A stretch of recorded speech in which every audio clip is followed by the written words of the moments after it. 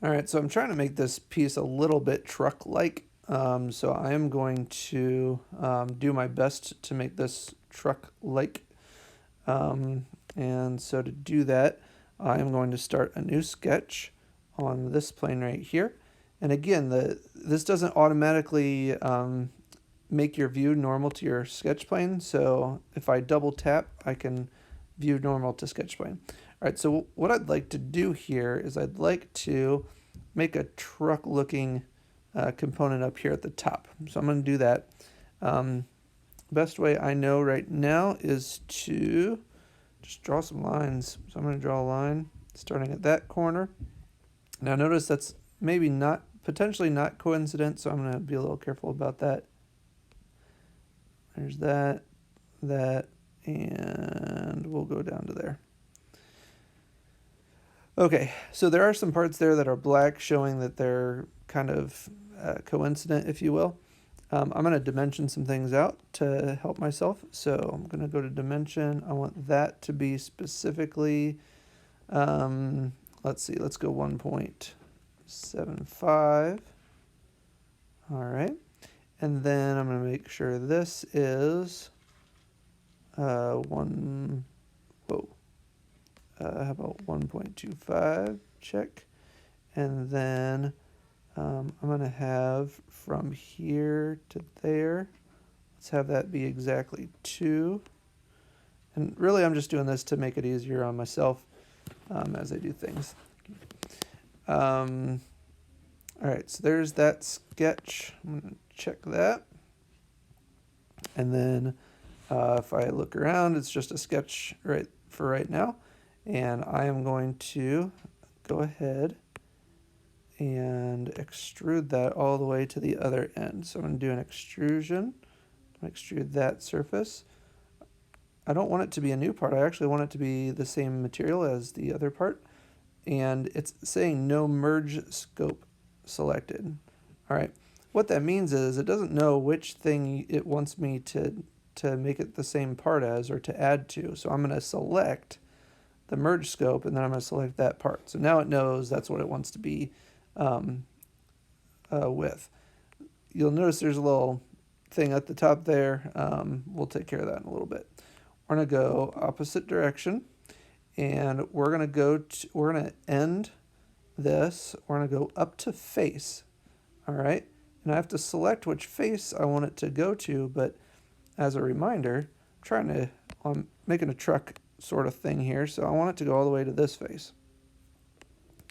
All right, cool. So it's going to go all the way there. That's beautiful. And so I'm going to hit check, and there we go. Got something pseudo truckish, right? Now, if I was hoping maybe to make that a little bit more like almost like it had a window or something, then I could certainly go. I could do a couple things. The first thing I could do is I could go to my sketch, and inside this sketch, I could go ahead and edit a little bit. So maybe I'm going to go back and make some lines, and I'm going to just do this for right now. Okay. And then the other thing I can do is I can make, there's lots of things I can do here. But one of the things I probably want to do is make these two parallel. All right. And I probably want to make these two parallel. And I want to make these two parallel, or I can make, even better, those two parallel to each other, which will help. And then this and this, I want those to be parallel. All right, that'll just kind of keep the frame the way I like it. So since I've done that, if I go and by the way, if you tap and hold, you get this little like selector thing, and it'll like help you move. So if you're having trouble like tapping on what you actually want to tap on, instead of trying to tap on those things, you can tap and hold, and then you can move this and find exactly what it is you're trying to go for. So now I can select that line right there and so on. Okay, so if I move this point a little bit, oops, I was a little bit too slow.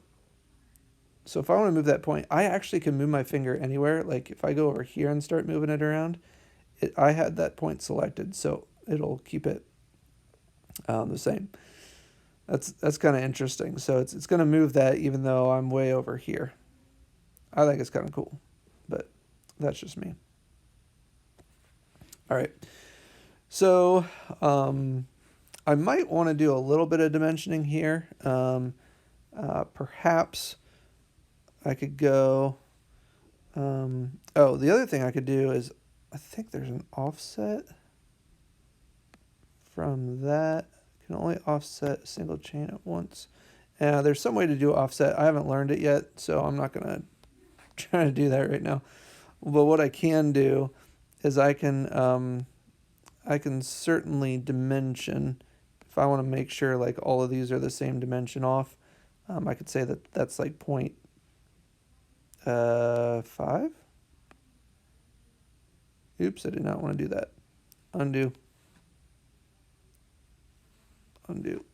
Here, dimension. I wanted to dimension that distance, right? No.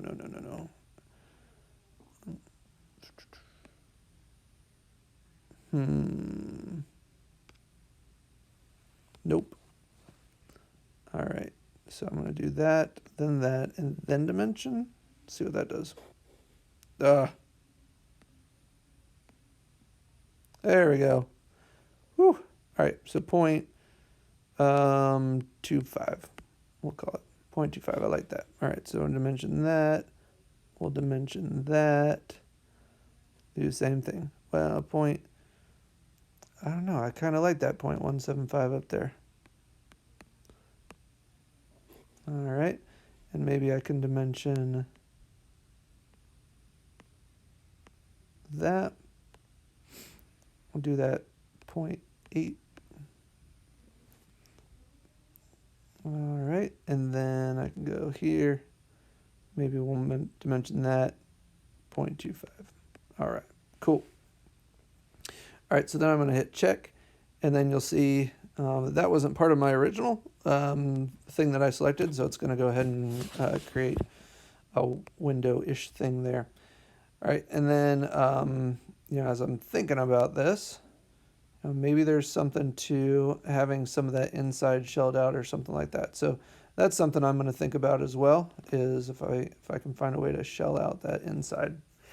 Now, those of you that are making a truck, one thing you could do is you could make, this top part that I just created, you can make that come out, maybe. And so then it ends up being, a separate part. Could be your accessory or something like that. So just kind of giving you some basics for right now. My next video, I'll show you some other tools.